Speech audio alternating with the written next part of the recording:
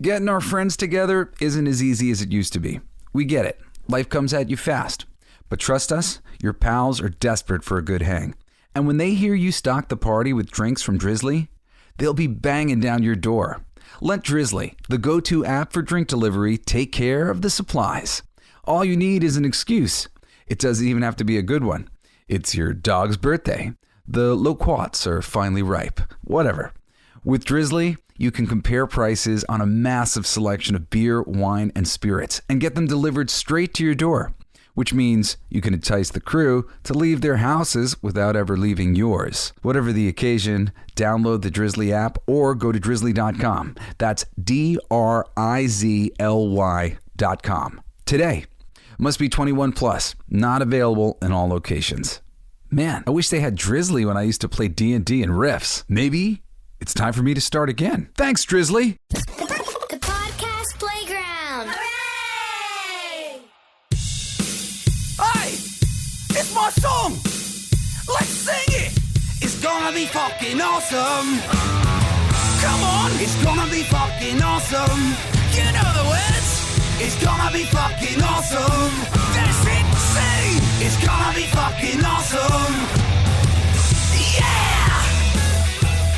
Yo, everybody, it's Saturday morning, and we've got another special mini episode of the Coolest Geek Alive. Last week, we did Secret Invasion and 10 other Marvel Cinematic Universe comic book adaptations in name only, meaning they used the name from a comic book, but the thing that they named after the comic book is not remotely reflective of the comic book that people like you and I read. And I thought only appropriate that we should do the same thing for the DC Cinematic Universe. So this week, we've got Peacemaker and 10 other DC Cinematic Universe comic book adaptations in name only. Yeah, you may not know this, but Peacemaker, I love Peacemaker. I really enjoyed the series, but it is not reflective of the character as he's existed in the comics for a long time, for his inception, although now he is reflective in the comic books of the TV show that James Gunn produced and basically the character that James Gunn created, because he was kind of a Punisher type, typical kind of vigilante. Speaking of vigilante, his co-captain in Peacemaker, the vigilante, that character is not being depicted the way he's traditionally been depicted in the comics. I can't say that these two characters had been elevated particularly high in the echelons of DC, so nobody was particularly upset when they were rewritten and given a little bit of a new shtick. In some cases, when these characters are given a new lease on life, it's a benefit. It's a benefit to the comic books. It's a benefit to the film universes and the TV shows because it's good. The combination of John Cena as the actor and this quirky character that James Gunn has created here, which is really what he's done. He's taken a name and a basic look of Peacemaker, the character from the comics, and he's made something new. And that's okay because I love the new thing that he made. And in some cases, some of the things on this list are going to be perfectly acceptable entries into the DC Cinematic Universe, but as is the case with reality, they don't actually reflect anything from the comic books that they're based on. And in general, you know, I poo-poo that idea. Granted, there are some characters that are waiting to be adjusted by comic book writers like me all the time. Some characters that aren't exactly setting the charts on fire, like Vigilante and Peacemaker, or aren't being published because they don't set the chart on fire, or aren't being published because they don't set the charts on fire. And it's wonderful to have a brilliant creative person like James Gunn come in and redo this thing. But we don't want to see James Gunn come in and redo Superman. We want to see James Gunn come in and do Superman justice. And that is really a great segue right now, because kicking off our list at number 1, it's 1983's Superman 3, which was more about Richard Pryor than it was about Christopher Reeve's Superman. And Richard Pryor's character is not a character from the damn comic books. So right there, right off the bat, get rid of it. What are we doing here? Why do we have a Superman movie focused on a weird Richard Pryor character? Also, number 2, Superman 4, The Quest for Peace. Superman fighting this nuclear man guy guy. I don't believe he was ever in the comics prior to being introduced in the films. He has been since introduced into the comic books. And this idea of him going around trying to disarm the nuclear weapons of the whole world is a pretty cool idea, but it has no basis in the books. There is no comic book that I can point to and say, hey, you want to read the real story of a quest for peace? No, it doesn't exist. This is Superman in name only. Okay, continuing on our list at number 3, we've got Steel. Steel, starring Shaquille O'Neal. In a lot of ways, Steel is a loving adaptation of John Henry Irons, the character, but John Henry Irons is one of my favorite characters in DC Comics. And it is because of his origin in connection to Superman, which this movie does not contain. And for me, it is the thing that makes him move. It's the thing that makes him real. It's the thing that makes you want to write him, want to read his stories. John Henry Irons is only Steel because Superman saved his life. Superman saved his life, and he says to Superman, what do I do to repay you? And Superman says, make it count. And I'm paraphrasing here. This might not be the exact words that he uses. And after Superman dies, he picks up the S and goes, well, somebody's got to be around doing this, saving people. I can't even say it out loud without crying about it because it's just so beautiful. It's such a beautiful moment in comic books when John Henry Irons is saved by Superman and he decides to pay it forward in the greatest possible way by becoming a hero himself, putting his own skills to use as a craftsman and making himself an armor so he too can be like Superman and go around the world and save people. What a wonderful, wonderful piece of the DC Comics mythology. And it's not in Steel. When people said, oh, I love Steel, it wasn't because we wanted to see him removed from his real origin. And the WB, Warner Brothers, they owned Superman. They could have made Steel linked to Superman. That would have been brilliant. It would have been amazing. That would have been the beginning of a little bit of a Superman universe in the films and so many other things. What a disappointment it was when I saw Steel. And they didn't even do anything to homage that origin of paying it forward. Someone saved my life, so I'm going to go save others. That is beautiful. All right, at number 4, I've got 2004's Catwoman starring Halle Berry. Dude, it isn't even Selena Kyle. It's some name that they made up. And this disgusting costume. I mean, who saw that thing and went, yes, this makes Halle Berry look beautiful? Oh my God. Ugh, what a gaudy, extraneously detailed costume. I mean, they do this all the time where they just add details. Add more details. Make it more in-depth. Make you really have to stare at it to figure out what the hell's going on. Guys, the beauty of comic book characters is their silhouettes. The silhouette of the Batman symbol on Batman's chest. The silhouette of Batman in his cape and pointy cowl. The silhouette of Superman with his S on his chest. The silhouette of Superman with his cape and his little spit curl and his booties. Come on. These are the things we want to see. Not all these intricate little details that you're filling up extra space. You're just busying it up. Like everything has to look like H.R. Geiger or something like that. Busy, busy, busy. Ugh. That's why the Transformers movies are so disgusting to look at. It's just all this busy work going on. Nothing beautiful about it, man. Busy is not beautiful. If you're going to do busy, you got to really artfully arrange everything so that it's really amazing and interesting to look at and mathematically sound. And they just never do that. Everything just gets busy to its detriment. So, Catwoman. At number 5, in 2006, we've got Superman Returns.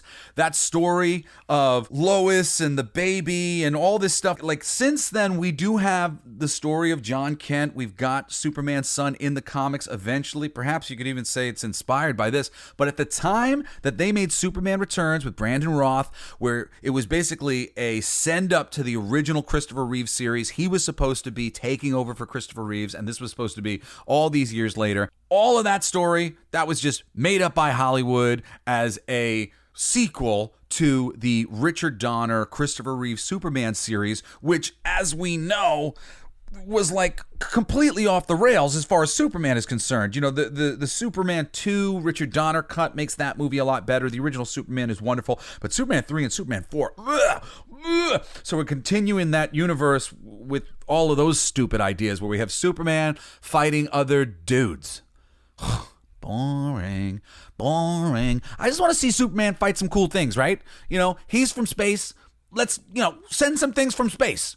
The easiest one to have done ages ago would have been Brainiac, but for some reason they still haven't done it. I don't understand why. At number 6, we've got Jonah Hex in 2010, starring, what's his name? Thanos. I love Jonah Hex, big Jonah Hex fan, but Jonah Hex has never had any sort of magic thing about him. There's no magic in a book featuring Jonah Hex. He's just essentially like a cowboy, bounty hunter kind of vibe. A really rooted and grounded and gritty Western could have been amazing for a Jonah Hex film. Maybe there was even some interesting magical connection within the whole thing, but not the way they did it here. That movie is essentially its own thing. It's the Jonah Hex the movie studios made up because they're like, well, his name's Hex. Yeah, because he's cursed. Jonah Hex, he's scarred on his face. He's scarred. He's cursed. He's cursed by the war, being part of the Confederacy and the Civil War. He's cursed in his soul. He's been hexed.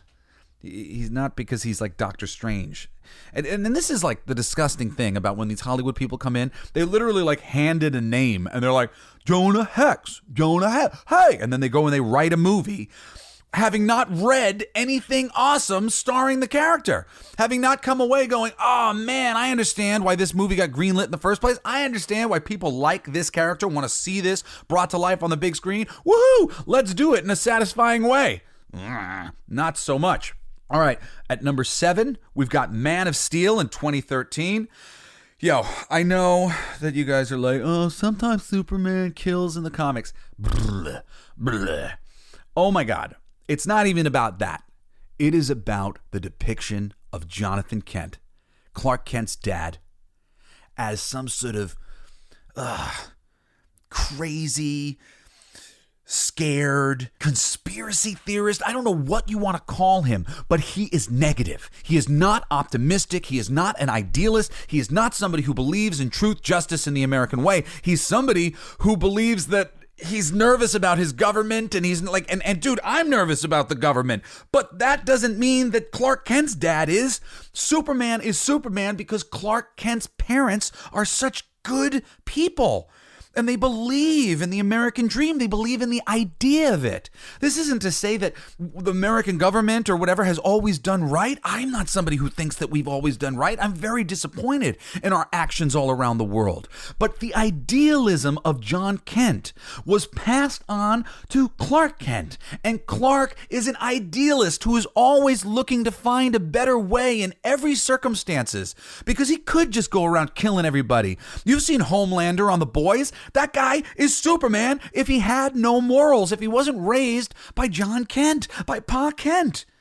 Pa Kent is essentially the moral compass of the entire DC comic book universe, because through Superman, who he guided to be who he is, he's affected everyone, generations of heroes, because of his idealism and his wife's idealism, and them instilling that into Clark Kent.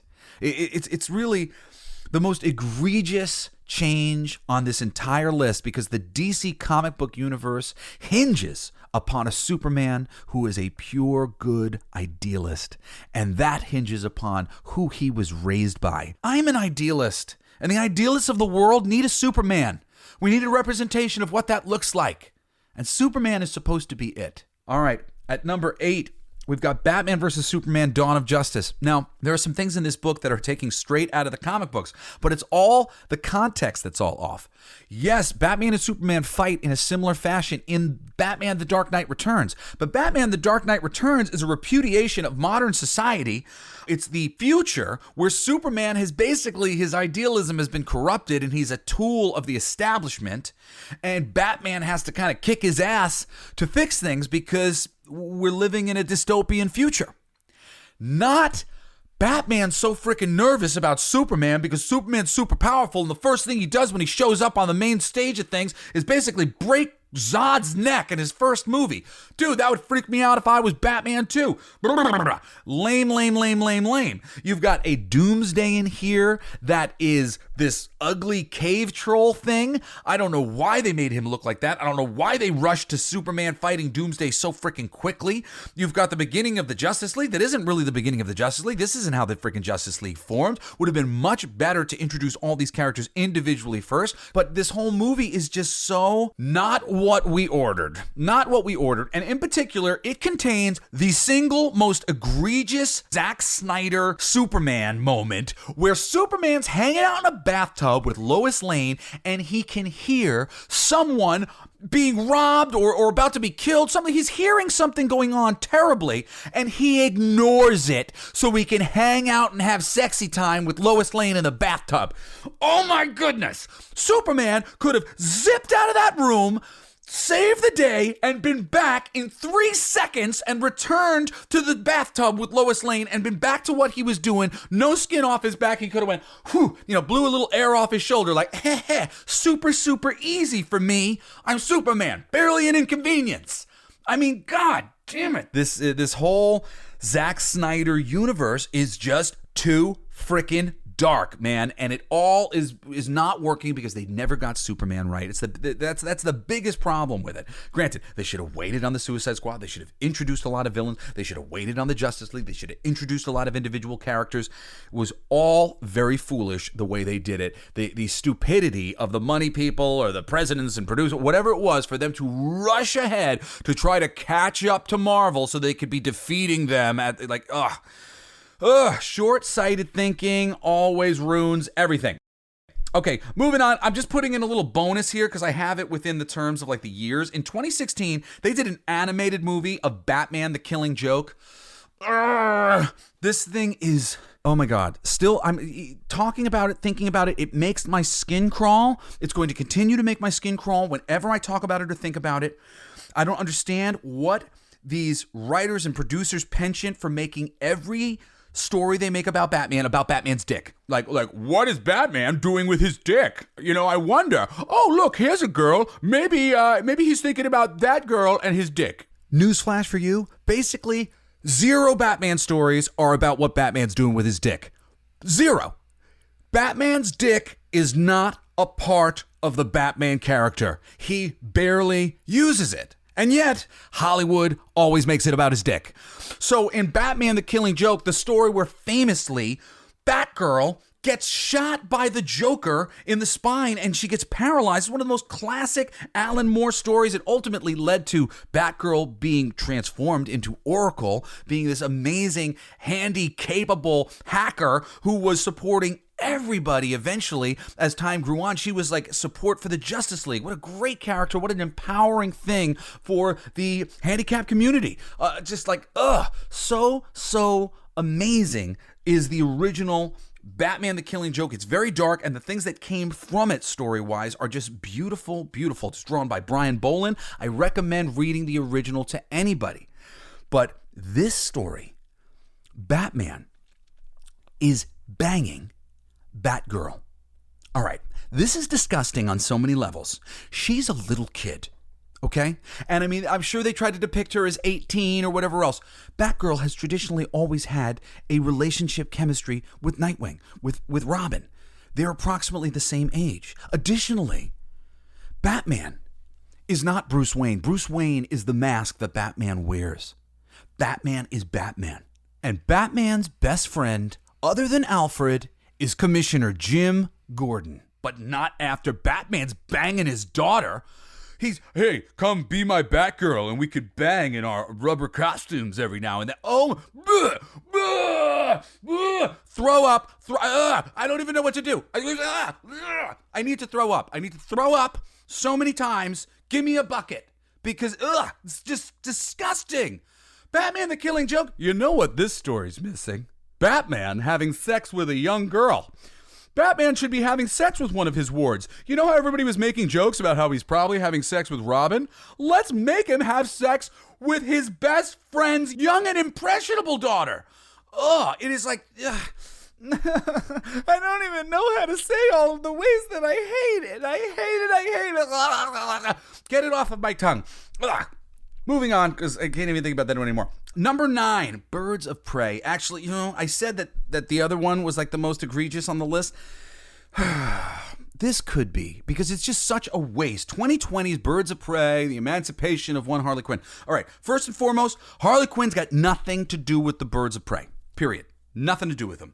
So this was just how do we introduce Harley Quinn and also get a lot of other characters out into the thing? Terrible idea. Birds of Prey is awesome. Birds of Prey has always been Batgirl in her wheelchair, the Oracle character, and she's got agents. And at different times, she's had more agents than other times. She's had Black Canary as her main agent, Huntress, and a couple other characters have come in along the way. I mean, now at this point, probably a lot of different characters have come in along the way, but usually she's got like a little team of her 007s. It's like female 007s, and they're going out on missions, and she's helping them out. It's a great comic, and this movie could have been a loving send-up to this book, and it wasn't. First and foremost, the main character, Black Canary, she doesn't look like Black Canary. She's one of the most classic characters in DC Comics. You see her and her blonde hair as she kisses Oliver Queen, Green Arrow, him and his blonde hair and his green costume and blonde hair, and her blonde hair and her black costume and her fishnets.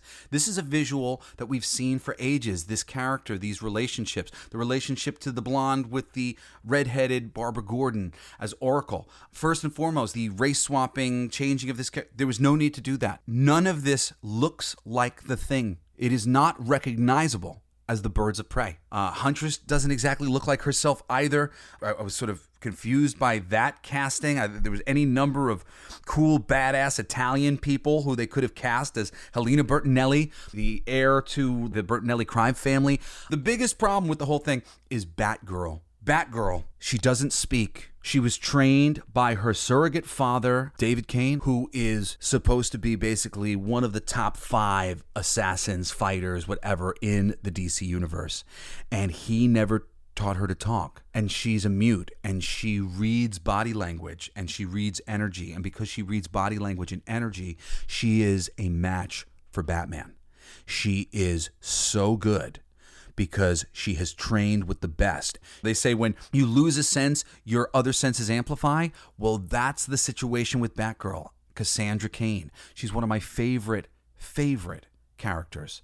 She had her own solo book for forever, where her mouth area, where traditionally there's their nose and their mouth you could see in the Batman cowl, hers was sewn shut, covered up because she didn't talk. She was such a badass, fun, cool character, one of my favorites, a character I desperately wanted to get my hands on to write when I was pitching DC back in the day. And that character in the stupid Birds of Prey movie is just a nothing. All of them. Every one of those characters in that movie, they're all just nothing burgers. Why would I ever want to see these people again? And that bizarre interpretation of Black Mask and Zaz, that movie sucks. Movie sucks, and holy crap, all they had to do was adapt some Birds of Prey. Birds of Prey is great. It's so funny to me how, like, I see the promotional people lambasting people on Twitter who don't like Birds of Prey or don't like She-Hulk, and they're sexist, and like, dude, She-Hulk's my favorite character. Birds of Prey is one of my favorite comics. Batgirl's one of my favorite characters. Not the Barbara Gordon Batgirl, the Cassandra Cain Batgirl, which you just maimed. You did such a disservice to these characters. You are doing a disservice to the female characters. And when we say they suck, it's because they suck, not because we're sexist. We loved them. We love those characters. We just don't like your versions because you're stupid in the way you have executed them. You did not bother to acknowledge the years of them being executed wonderfully by dozens and dozens and dozens of different writers and artists. For years, they've been doing it. They've been demonstrating how to do it a way that we'd like. And you just did whatever the hell you wanted to do. And then you got people going, I don't like this. That doesn't mean we're sexist. That means you're an asshole. And you weren't paying attention and you delivered shitty goods. Okay? This is not what we ordered. Send it back to the kitchen. All right, finally, At number 10 on the list, we've got the Flash movie. It's so funny because The Flash is based on a recent Jeff Johns miniseries called Flashpoint, which honestly, Flashpoint is good. But it's not one of Jeff Johns' best things. Jeff Johns, you can read pretty much anything he's ever written except for his New 52 Justice League, and I'd say okay is his Flashpoint. It's just another freaking multiverse and all these different versions of these characters. And the coolest things that they do in that in that comic book miniseries, they don't do in the Flash movie. They don't even do them. You don't see the crazy aggro Aquaman from that alternate world. You don't see the alternative Cyborg or the alternative Wonder Woman. You just meet Batman from the 80s, and the universal logic there isn't even consistent. We see the supposed Nicolas Cage, Tim Burton Superman in a portal. He should have been the one in the bunker. Instead, we get this female Supergirl. Okay, so they're just whatever, making it up as they go along. No consistency. Additionally, we've got a Barry Allen who, because they wanted things to be funny, is more like Wally West. They should have just given us Wally West and forgotten all about the fact that they brought Barry Allen back in the comics. It was one of the biggest mistakes that they made. I mean, honestly, those Barry Allen Flash books that Jeff Johns wrote, those are my other gripes, just because it just does such a disservice to Wally, and we were all enjoying reading the adventures of Wally West. He was an important linchpin of the DC universe, and basically he's become nothing, and they've been screwing him up worse and worse and worse in the comic books ever since they brought Barry back. So to have a Barry who has dark hair, he doesn't even look like Barry, he doesn't act like Barry, any of these things, and they're doing a storyline based on Flashpoint, and they're not actually doing any of the freaking Flashpoint story beats. This is an adaptation of the comics in name only. Now, this is the end of my list, but I'm going to say that coming up, we've got Superman Legacy, and if you've heard any of the announcements that have been coming out, I mean, I'm not shit talking it ahead of time, but I am saying that based on all the characters that are going to appear in Superman Legacy, James Gunn does not care about the universe that you and I love, and they are going to do whatever they want to do. I mean, that's what he did with Peacemaker, and that's why Peacemaker's at the top of this list. They're going to do whatever they want to do. Just prepare yourself. This stuff is not going to look very much like the things that we grew up on, the graphic novels that you can go back still and read. They are not going to be reflective of it. Anyway, this is Jesse Blaze Snider. I do a main show every week on Wednesday, Coolest Geek Alive. Come check me out. If you want to write me a letter, I usually read letters when I have time. It's jesseblaze@jessesnider.com. You can write me or you can follow me on Twitter. I'm Coolest Geek JBS. I also have an amazing hysterical comic book called King of Kings #1 that's kickstarting on Kickstarter right now. You can still go and pledge. I think there's like 30 days left. And I got more coming after that. So go to Kickstarter, type in my name. But right now, type in King of Kings #1 if you're listening to this on time. And please back our wonderful, hysterical, blasphemous book. Anyway, I love you so much. And I'll see you next weekend for another special episode of the Coolest Geek Alive. Or I'll see you on Wednesday for another fabulous episode of the Coolest Geek Alive. It's my favorite part. You've been listening to Coolest Geek Alive with me, your host, Jesse Blaze Snider. Isn't that heavy? Don't forget to rate, comment, and subscribe for more excellent geek culture content. Thanks for listening. I played that. Coolest alive.